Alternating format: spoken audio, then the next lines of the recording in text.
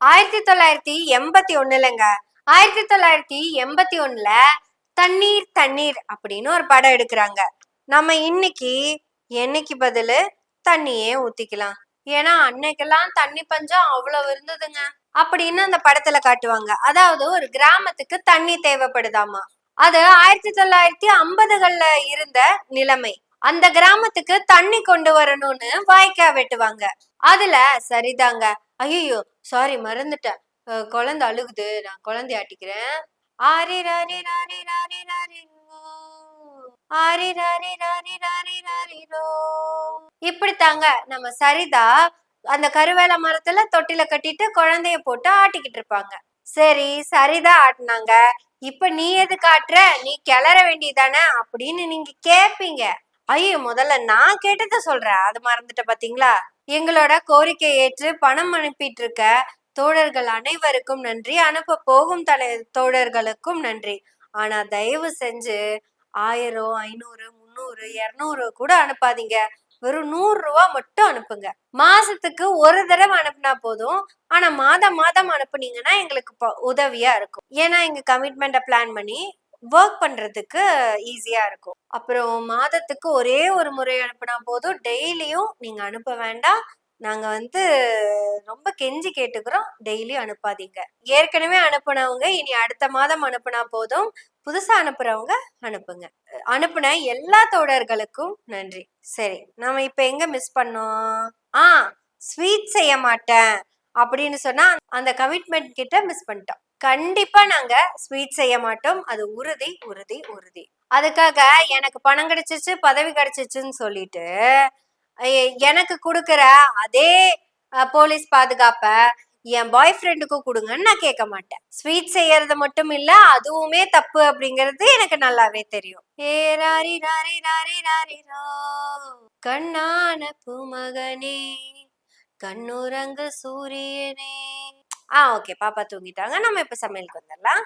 சரிதா மட்டும் இல்லைங்க, அதுக்கப்புறம் வந்த எல்லா கிராமிய படங்கள்லயுமே ஒரு அம்மா மரத்துல தொட்டில் கட்டி அதுல குழந்தைய போட்டு ஆட்டிக்கிட்டு தான் இருப்பாங்க.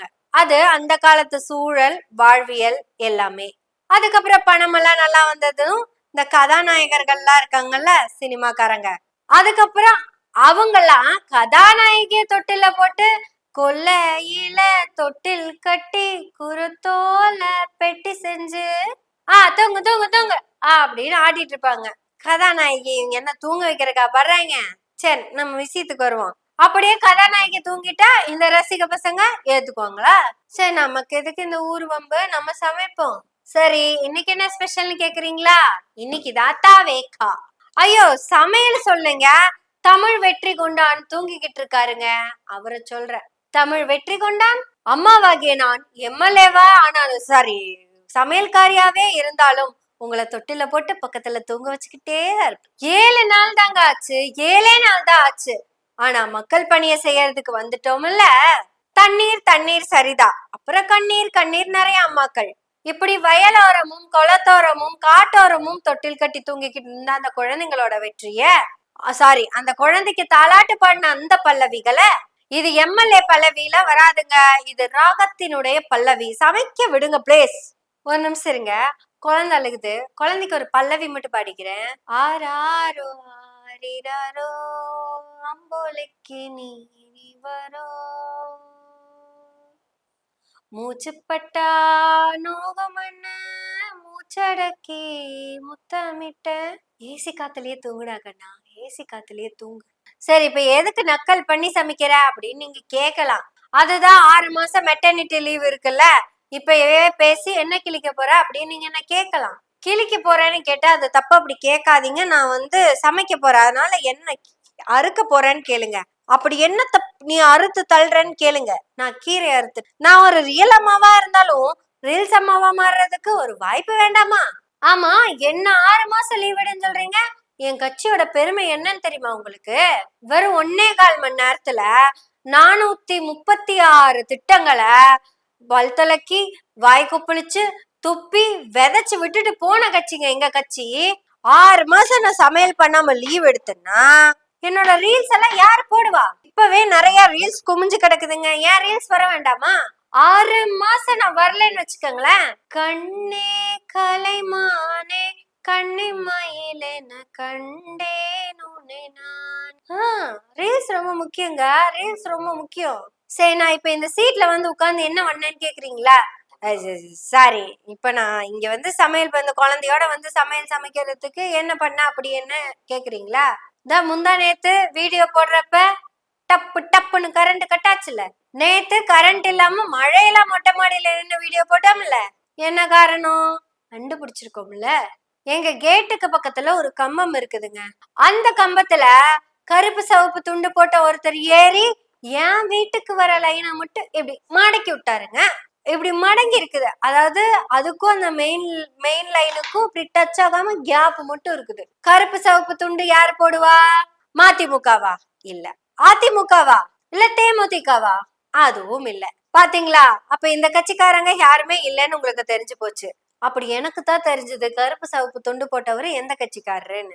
ஆயர்பாடி மாளிகையில் தாய் மடியில் கன்றினை போல் மாய கண்ணன் தூங்குகின்றான் தாலேலோ. தூங்குடா கண்ணா தூங்கு. டிவிக்கே தூங்குதுங்க, அதாவது தாவேக்கா தூங்குதுங்க. ஆனா அவங்க அம்மா நான் முழிச்சிட்டு இருப்பேன் சமைக்கிறதுக்கு வேண்டி. சமையல் அப்படிங்கிறது சாதாரண விஷயமெல்லாம் இல்லைங்க. இங்க பெண்களுக்கு அது எவ்வளவு பெரிய பிரச்சனை கொடுக்குதுன்னு பெண்களுக்கு தான் தெரியும். சரி, அதுக்காக எதுக்கு லிப்ஸ்டிக் போட்டு வந்தேன் அப்படின்னு எல்லாம் என்கிட்ட கேட்காதீங்க. அது ஏன் இஷ்டம். லிப்ஸ்டிக் போடுறதெல்லாம் ஒரு குத்தமா? திமுக காரன் கம்பத்துல ஏறி எங்க வீட்டுக்கு வர லைனை மட்டும் கட்டியா போகாம புடிச்சிட்டு நின்னுட்டு இருக்காங்க. அது உங்களுக்கு தப்பா தெரியல. நான் லிப்ஸ்டிக் போட்டது உங்களுக்கு தப்பா தெரியுதா? அதெல்லாம் தப்பு இல்லைங்க. பல்லவி அப்படின்னு என்கிட்ட யாரும் கேட்காதீங்க. பல்லவி இல்லாமல் குழந்தைக்கு இது பாடக்கூடாதுல. தூங்கு தூங்கு பாலனே குளிரும் பனியும் கொட்டிலே கோமகனும் தொட்டிலே ஆரீரோ ஆரீரோ ஆரிராரோ. ஏங்க, ஒரு பொண்ணு தன்னுடைய வேலையை செய்யறதுக்கு கூட குழந்தையும் கூட்டிட்டு வந்து வேலை செய்யறாங்க அப்படிங்கும் போது அது பெருமை தானே. அதை ஏன் கிரிட்டிசைஸ் பண்றீங்க அப்படின்னு நீங்க கேப்பீங்க. தண்ணீர்ல இருந்து இதோ இன்னைக்கு திருப்பூருக்கு போய் பாருங்க, அத்தனை பெண்களும் இப்படித்தான் வேலை பார்த்துட்டு இருப்பாங்க.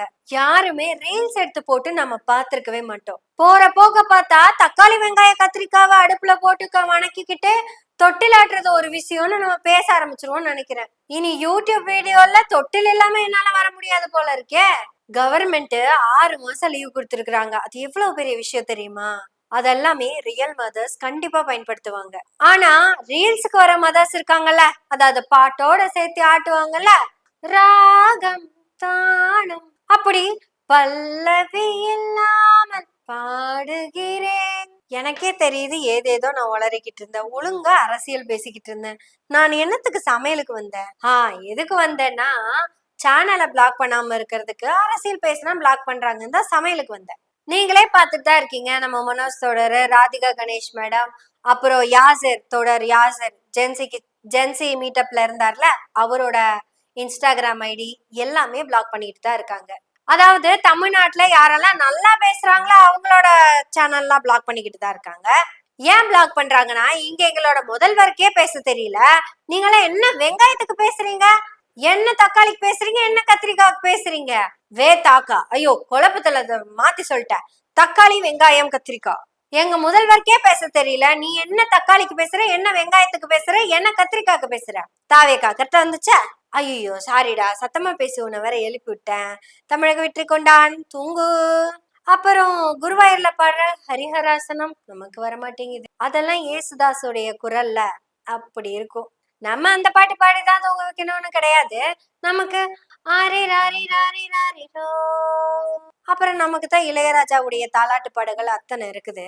ஆக்சுவலா நம்ம இந்த பாட்டை பல்லவி அவர்களுக்காக எப்படி பாடணும்னா, டி ராஜேந்திரன் அவர்களுடைய மெட்டுல பாடணும். அவருடைய அருமையான ஒரு லைன் இருக்கு, இது குழந்தை பாடும் தாலாட்டு. பல்லவி அம்மா என்ன காமிச்சு நீங்க ரீல்ஸ் போட வேண்டாம். ஏற்கனவே உங்க கட்சியோட ரீல்ஸ் போகமே தமிழ்நாடுனால தாங்க முடியாம தவச்சுக்கிட்டு கிடக்குது. அப்படி என்ன கஷ்டப்பட்டு தூக்கிட்டு வந்து இங்க தொட்டில போட்டு ஆட்டி ரீல்ஸ் எடுத்து பண்றதுக்கு இங்க ஒரு வேலையும் கிடையாது. அப்படி நீ என்ன தூக்கிட்டு வந்து ஆபீஸ்ல படுக்க போட்டு அங்க உட்காந்து நீ அறுத்து தள்ள வேண்டிய வேலை எதுவும் கிடையாது. ஏன்னா கட்சிக்கே என்ன வேலை இருக்குன்னு இப்ப வரையும் தெரியல. உங்க சிஎம் பாருங்க, இது வரைக்கும் அவர் பேசி யாராவது பாத்திருக்கீங்களா? அட அவர் பேசுறது என்ன பேசுறது, யாராவது படிச்சாவது பாத்திருக்கீங்களா? இப்படி மொத்த கட்சிக்குமே வேற வேலை இல்லாம வெறும் ரீல்ஸா போட்டு தள்ளி இன்ஸ்டாகிராம் உடைய ஸ்டோரேஜ மொத்தமா ஃபில் பண்ணிக்கிட்டு இருக்கீங்க. வேணா நீங்க ஒரு தடவை செக் பண்ணி பாருங்க மிஸ்ஸஸ் பல்லவி எம்எல்ஏ அவர்களே. உங்க தாவேகா உடைய அபிஷியல் சைட்ல இருக்கிற ரீல்ஸோ போஸ்ட் எல்லாம் எடுத்து பாருங்க. எல்லாமே ஃபேக்கு. அதை கூட விட்டுருங்க, அது அவங்களுக்கு பழகி போனது. அப்புறம் வர ரீல்ஸ்ல எல்லாம் அந்த பிஜிஎம் கட் பண்ணி பாருங்க, அதுல ஒண்ணுமே இருக்க கேவலமா இருக்கும். வெறும் பாட்டை மட்டும் பிஜிஎம்மா எடுத்துட்டு உங்க தலைவர் இப்படி நடப்பாரு அப்படி நடப்பாரு, வணக்கம் போடுவாரு, சிரிப்பாரு. அப்புறம் போலீஸ விலக்கி விட்டு போட்டு அங்க இருக்கிற கேமராவை பார்த்து கை காட்டிட்டு போவாரு. ஏற்கனவே செட் பண்ணி வச்சா கூட இவ்வளவு பக்காவா கேமராவை பார்த்து கையாட்டிட்டு போக முடியாது. இந்த இந்தியாவில 2 பேத்துக்கு தான் போட்டி, ஒருத்தர் பிஎம் இன்னொருத்தர் சிஎம். இவங்க 2 பேத்துல யாரு கரெக்டா கேமராவை பார்க்காம போறாங்க அப்படின்னு போட்டி வச்சா 2 பேருமே ஏன்னா 2 பேருமே கேமராவை பக்காவா நோட் பண்ணி அவங்க மூஞ்சே காட்டிட்டு போறவங்க. ஆனா அதே 2 பேத்துக்கிட்ட போய் மனு கொடுங்க, திரும்பி கூட பார்க்க மாட்டாங்க. என்ன மனுன்னு சொல்லிட்ட, மைக்குன்னு சொல்லாமலன்னு கூட நீங்க சொல்லுவீங்க. ஒத்த மனுவையே திரும்பி பார்க்காம போறவங்க மொத்த மைக்கையும் ஆத்தா அழுத கண்ணே ஆறாக பெருகி வந்து தொட்டில் நினைக்கும் வரை உன் தூக்கம் தொலைக்கும் வரை ரீல்ஸ கேட்டு கண்ணுறங்கு, ரியலா கண்ணுறங்கு, ரியலா கண்ணுறங்கு, ரியலா கண்ணுறங்கு. ஓகே நம்ம சமையலுக்கு வந்துடலாம், அதை மறந்து. ஆக இப்படியெல்லாம் தான் தமிழ்நாட்டின் அரசியல் ஓடிக்கிட்டு இருக்கு அப்படின்னு நம்ம அரசியல் பேச வரல. பல்லவி அப்படிங்கிற ஒரு பெண்ணை பற்றின தவறான புரிதல்ல பேசின வீடியோவும் கிடையாது இது. ஒருவேளை உங்க யாருக்கும் இது தவறாக கன்வே ஆயிருந்ததுன்னா அதுக்கு நான் மன்னிப்பு கேட்டுக்கிறேன். மெட்டர்னிட்டி லீவு எவ்வளவு முக்கியம் அப்படிங்கிறத எடுத்து காட்ட வேண்டிய பல்லவி ரீல்ஸ் முகத்தால் குழந்தைய தூக்கிட்டு வந்து வெத்து விளம்பரம் நாடகம் ஆடிட்டு இருக்காங்க. ஒருவேளை இதெல்லாம் ரியாலிட்டி என்ன அப்படின்னு பார்க்கணும்னு நினைச்சீங்கன்னா இன்னைக்கு திருப்பூர் கிளம்பி போங்க, கண்டிப்பா பார்க்கலாம். ஏன்னா ஒரு ஏசி ரூம்ல புது மரத்தொட்டில்ல அந்த மரத்தொட்டில்ல குழந்தைய போட்டு ரீல்ஸ் எடுக்கிற எம்எல்ஏ பல்லவி அவர்களை பத்தி இதை விட பெருமையா என்னால பேச முடியாது. எம்எல்ஏ பல்லவி அவர்களே, ரீல்ஸ் இனி வேண்டாம். இன்னைக்கு சமையல் கொஞ்சமாவும் அரசியல் அதிகமாவும் பேசிட்டா பிளாக் பண்ணிடாதீங்க. வேற வழி இல்லைங்க, குழந்தை வேற குழந்தை. சரிங்க தோழர்களே, எங்க பணிகள் உங்களுக்கு பிடிச்சிருந்தா எங்க கூட சேர்ந்து பெண்கள் யாராவது ஒர்க் பண்ண தயாரா இருந்தீங்கன்னா நிர்வாகத்துறை, பொதுப்பணித்துறை, நிதித்துறை மட்டும் இங்க இல்ல, நிதித்துறை எல்லாம் வெளியே தான் இருக்காங்க. அவங்க தான் நமக்கு சப்போர்ட் பண்ணிட்டு இருக்காங்க. யாராவது அதுக்கு ரெடியா இருக்கீங்க அப்படின்னா நீங்க தொடர்பு கொள்ள வேண்டிய தொலைபேசி எண் தமிழ்ல சொல்ற 9944442287. இப்படி நம்ம என்ன வேணா சமைப்போம், யார வேணாலும் சமைப்போம், யார வேணாலும் பேசுவோம். ஆனா ஸ்வீட் செஞ்சு மட்டும் சாப்பிட மாட்டோம்.